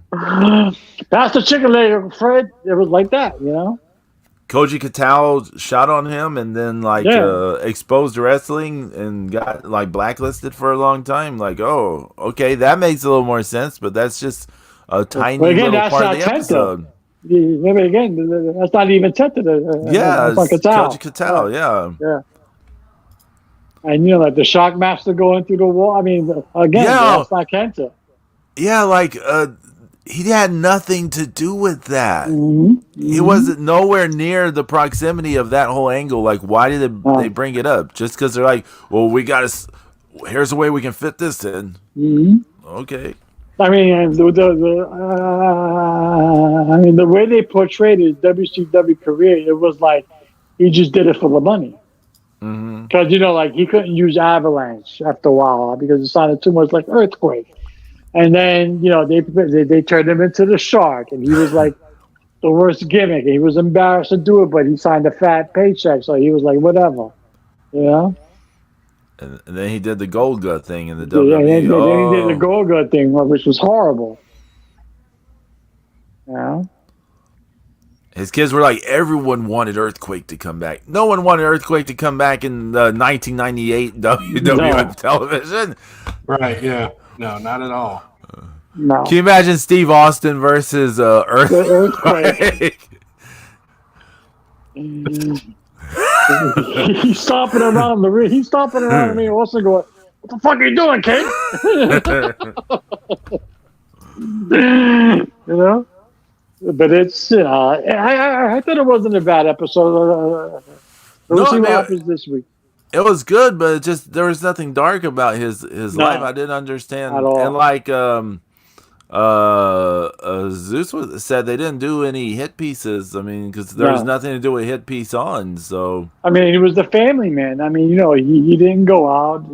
Like you said, Pedro, he didn't do ring rats or drink or do drugs. He ordered room service and stuffed his face. You know. Yeah. And they were interviewing the guys, and a bunch of the boys were going, "Oh, they can eat." Like 400 pounds each. What the fuck do you expect?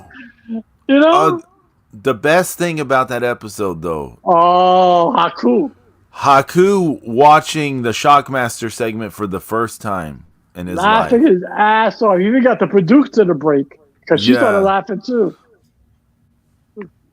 And he kept laughing, and he kept laughing, and he kept laughing. And it was a hearty laugh. It was so genuine. That was awesome. Haku. and now you got Tonga Loa in the WWE. That should be interesting.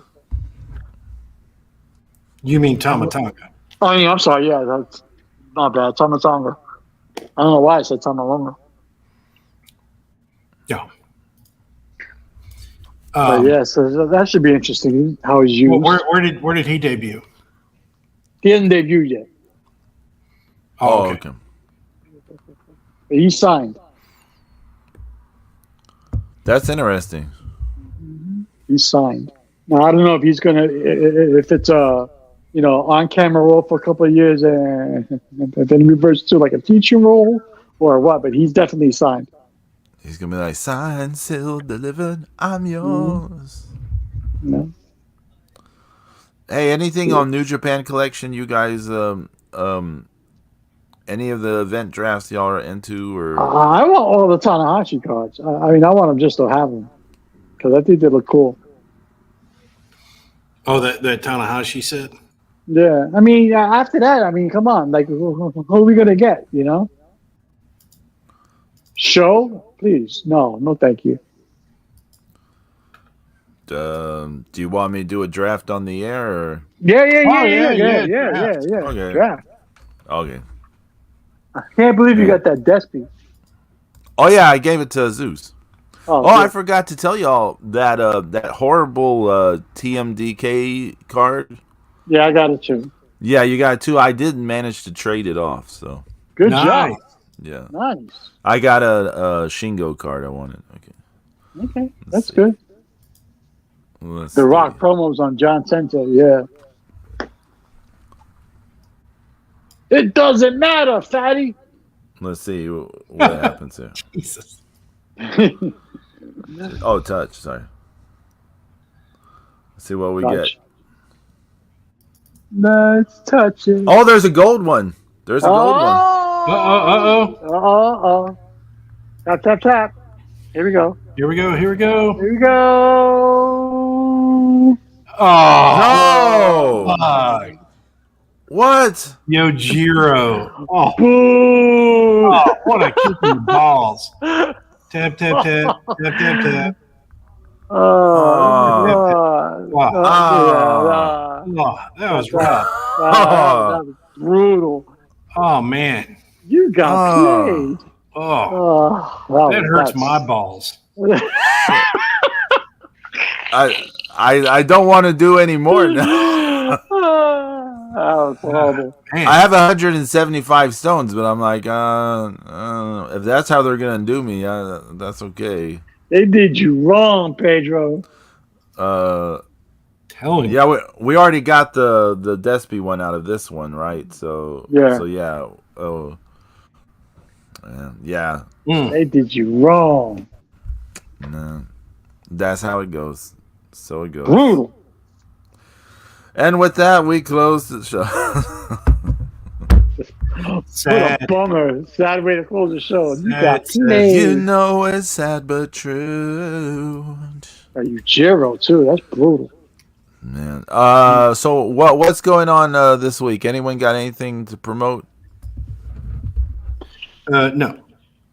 I have no appointments this week, so I'm actually happy. Oh, you get to rest more. That's good. I get to rest. Yeah, I have no appointments. I'm just gearing up for WrestleMania weekend. I'm ready. Let's do it. I'm gonna hang out with Lord Lux again. That should be spectacular. And, I'd spend 18 hours in the car with him is not enough. I need to spend more time with him. Yeah. I just got the Twitch streams like usual. Wednesday and Friday. I'll try to keep them music based because I need a March 22nd. I'm doing a live learn special where people can suggest songs in the chat and I have to learn them live on the air. So I'm trying to keep myself on my toes. So if people show up to the Twitch streams before that, just pick ones I haven't done in forever to keep me on my toes. But I'm picking. I'm gonna pick Method Man by Wu-Tang Clan. METHOD. Zeus, you know how we were curious if stuff would get copyright strike. I didn't get any copyright strikes, but parts of the stream last night are like muted, like the audio is muted. So like that one Bull Nakano video I played at the start with the Wu-Tang Clan on it, that's muted. So that's funny. But thanks, Brian Bell, for hanging out. Thanks to Angie for stopping by. Yeah. Brian Bell and Angie Ange. Thanks for hanging, guys. We appreciate it, as always. Y'all take care. Have a great week. God willing, we'll see y'all next week. Or yeah, I think next week should be okay, right? I don't. Zeus, you have something coming up sometime, don't you? Yeah, I don't remember when it is. That's like summertime. Oh, okay. You don't have any more autograph sessions with Tanahashi coming up, or no? Not this week. Okay, that's good to hear. Yeah, he's back. Zeus is amongst the normal peons again, so that's good. Well, we'll see y'all next week. Everyone take care. Adios. Peace.